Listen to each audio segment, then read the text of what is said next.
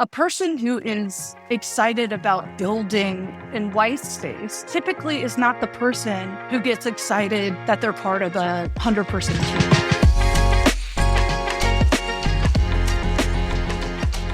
Welcome to the TroopHR Podcast. I'm your host, Taylor Bradley. Today I'm joined by Natalie Ledbetter, a seasoned chief people officer and startup advisor, to explore what it really means to hire stage-appropriate talent. If you've ever been a part of an early-stage startup, you know it can feel a little bit like assembling a rocket mid-flight, where every hire needs to be the right fit for right now. But before we dive into the nuances of startup hiring, I first asked Natalie to walk us through the key stages of a startup's growth. When we think about the stages, you can think of them as funding rounds. So you have your seed stage round, your A stage round, your B stage round. But you can also just think of them as scaling inflection points as you grow your team. And those things actually do align, but when you actually get down and look at the DNA that works in these earlier stage companies. So if you think about the type of talent that you're going to be hiring when you first start out, those people in most cases are not going to be there when your company is 500 people because the DNA is so vastly different and the skill set and experience is so vastly different. And so if every startup is becoming a new company every 6 to 18 months, you've got to be hyper-focused on making sure that you have talent that is good for today. So I think about it as being stage appropriate, being aligned in terms of your DNA, and also thinking about, will this person be with me? Can they actually operate over the next 18 months? Is their skill set aligned with those inflection points along the way? And Natalie, where have you been my whole career? Because just having you in the room, when I explained that to executives or some of the things that you mentioned, it would have been really helpful. One piece that really resonated with what you just said was this concept around there's a shelf life of someone when they join a startup at a certain stage. Their skills, their experiences may scale to only so far. So when you speak to founders at really early stages, what type of coaching or guidance do you give them of how they should be thinking about talent strategy? My bread and butter is these earlier stage founders. And I think that once you have sat in the chief people officer role, head of people, whatever you want to call it, role at multiple startups, you start to get the pattern recognition of what works and what doesn't work. And so my goal is always to remove friction for founders. And the way to do that is by teaching them to fish.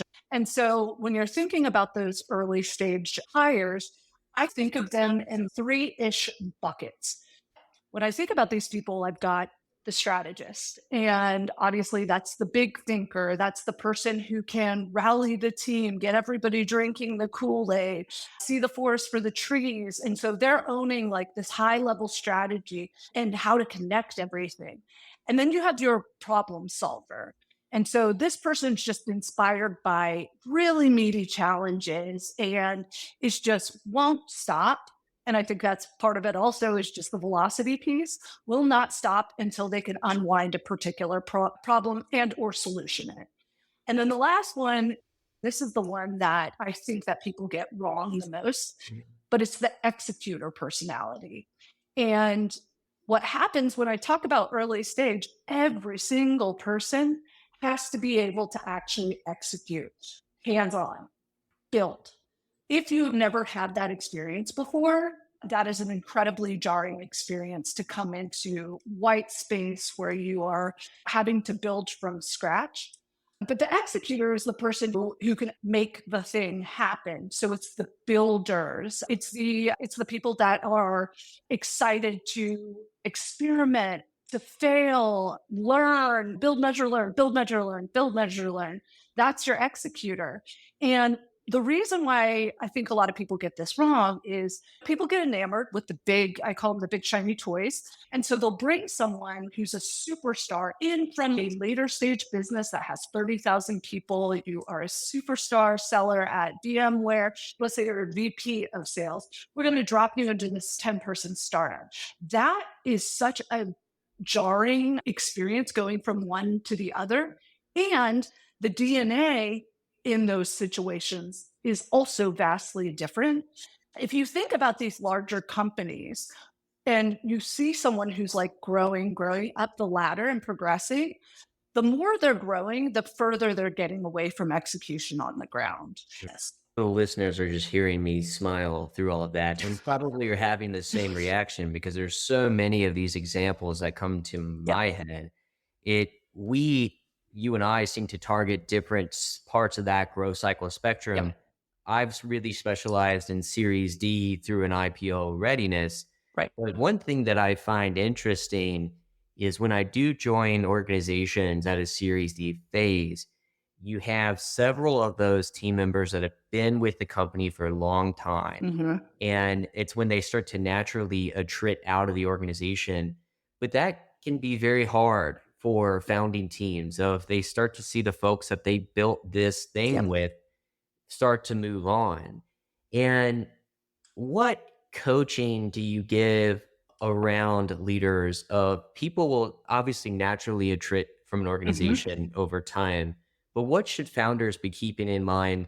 What do they need to retain as that person leaves around institutional knowledge and things of that nature? Yep. I love that.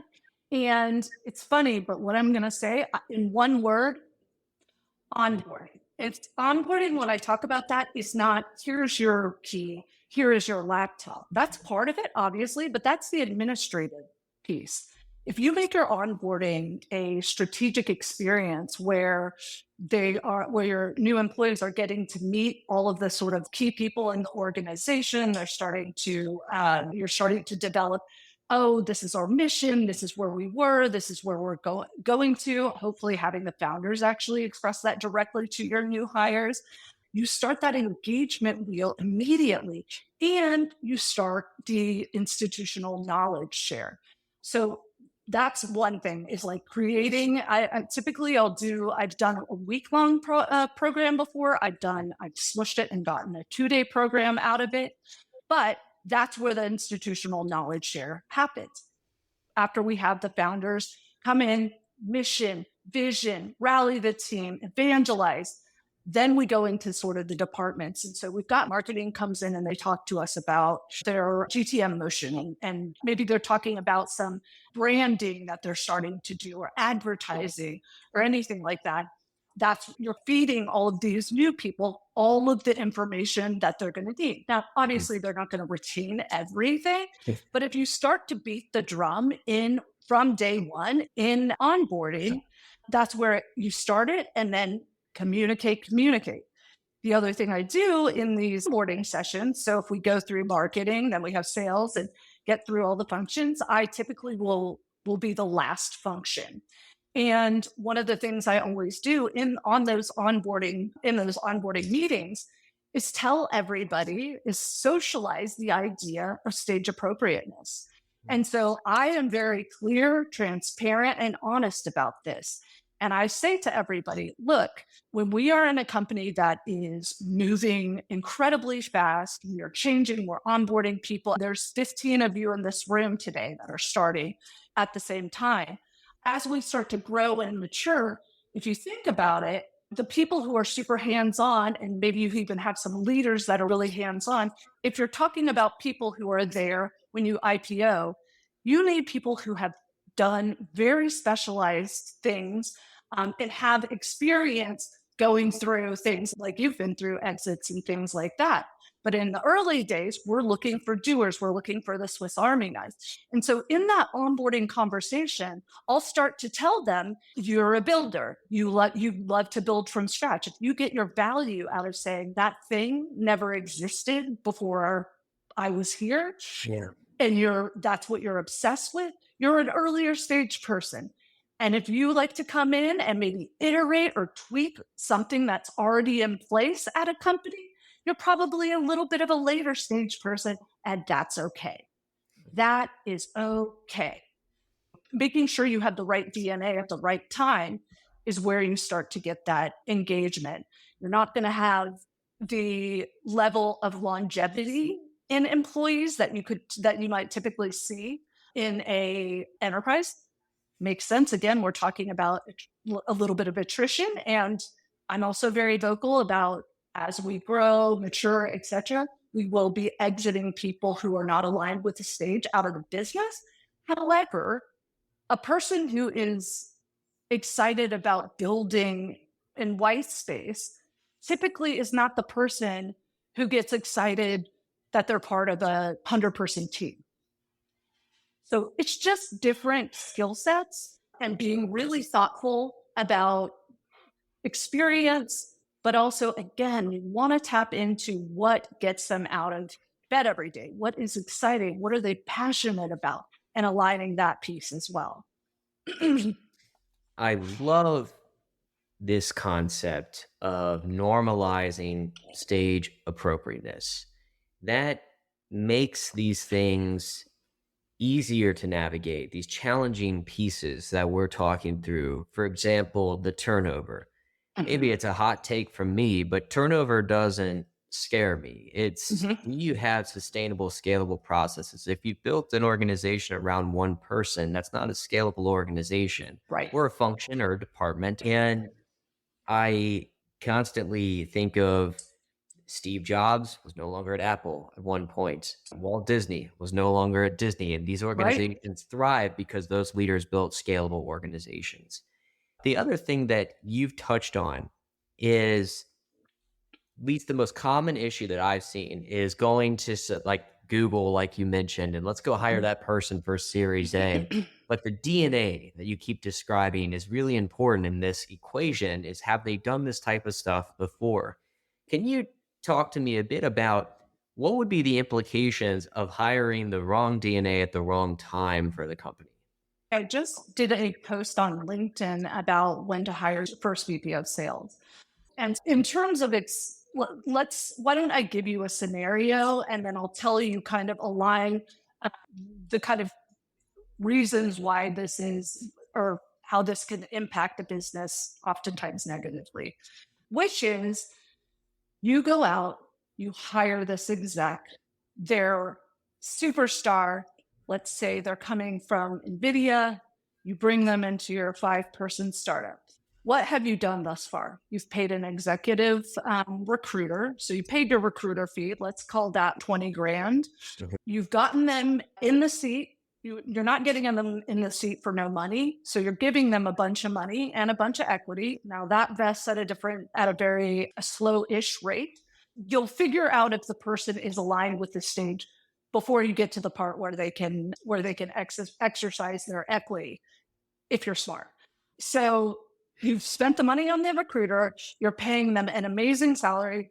And let's just say in those early stage, they can't pay the huge $500,000 salaries, but you're still getting for a company that has usually a tiny runway in those early days, you're spending $300,000 on this person. So you're paying that person monthly. And in most cases, and this is a new thing we're seeing in people ops, I'd be curious to hear if you've seen this, but we're seeing executives, it's becoming the norm to put a severance package into their offers, into their contracts. And what have you done in that by hiring that person? You have brought in a person, so you've spent all of this money, you have and spent all of this time trying to onboard this person, trying to ramp this person. So you've lost money, you've now lost time, so you've lost velocity. And the last thing is just the impact to the rest of the team. So you bring this amazing person in, and then you see them having trouble performing and pulling that person out. That's going to ding morale and things like that. That's why you have to get the DNA aligned with the stage. That could be taking risk on maybe some non-traditional candidates Yeah, or high aptitude, smart individuals right. that adapt to the role. And That I have seen that. And first off, the negotiating for severance and the offer, which to me is always like a little bit of a red flag, but Yeah, I understand from their point of view that sometimes they're just wanting security. right. But you're locking the key thing that stood out to me, your runway is your lifeblood of your organization. And It's your clock, actually. It's yeah, a clock that will run out. yes, and using a healthy chunk on something that may not be the right fit is a big error to make early on. Could be costly to the organization. What are some of the things that you would wish a founder start doing and stop doing? I'll preface this by saying you have to lean on your VCs. They're there for a reason. But one of the things that I would say is take it with a grain of salt is the advice coming directly from your VCs and what they're telling you to do. Because in a lot of cases, these are investors. They're not operators. They've never worked in startups before. Sure, they've invested in a lot of startups. And so they've seen, they can maybe see scale. They've seen those things happen. So they also get some pattern recognition. But if you're not in it, it's really hard to see. So you could be getting advice where it's like, that's actually not sound advice for right now. Put that in your back pocket for 5 years from now. So stop. I would say you need to stop for a minute and think through all of this first. Start doing, I think one of the things that is a little bit on the frustrating side is the idea of going after these shiny logos to bring into your company. And what I wish they would do, I wish they would start doing is really focusing on the early stage talent, the talent that has been been there, done that, has been in these VC backed companies and have seen the pace. And again, building from scratch. Yeah, when you are in an early stage startup and you're up against the clock, which is your runway. So when you're up against the clock, essentially only have so much time to interview, to hire. So you actually want to start putting these things in your head like, okay, that is a late stage person. This is an early stage person. That's a late stage person. This is an early stage person. And again, just to save time, you want to be looking at, is this person aligned with where we are at today? And so that would be one thing I would say. I wish founders would start educating themselves more on what that early stage DNA looks like and how to think about that trajectory for employees of coming in. And then as the company is growing, we need more specialists. And then we start to exit those people out. So, yeah, so I would say start generalizing a little bit. It will save you time. I do wish that more founders or executive teams, as they go on this journey from seed to Series D to an IPO or whatever type of exit they're angling for, is this transition from generalist to specialist and bringing that right talent in at the right time, that DNA, that stage appropriate is critical. I've just seen that be a very common issue, especially when I've joined organizations, is they didn't make that pivot when they should have.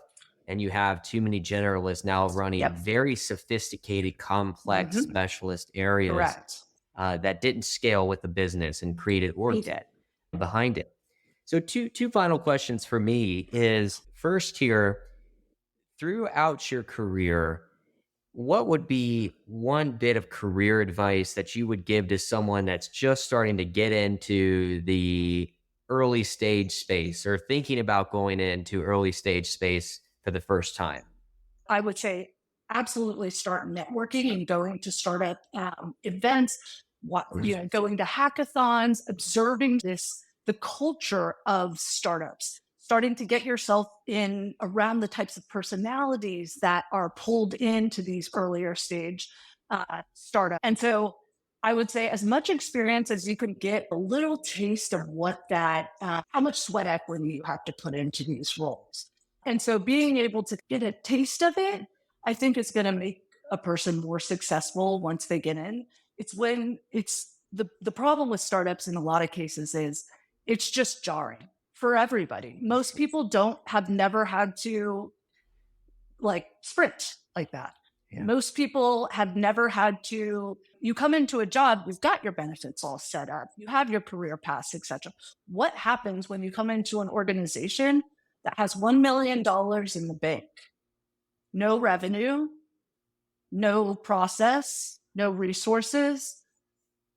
Being in that type of an environment is challenging. And so as early as you can get an understanding of the cultural nuances and the way that these people think and work, I think the more successful you'll end up being when you actually jump into a startup.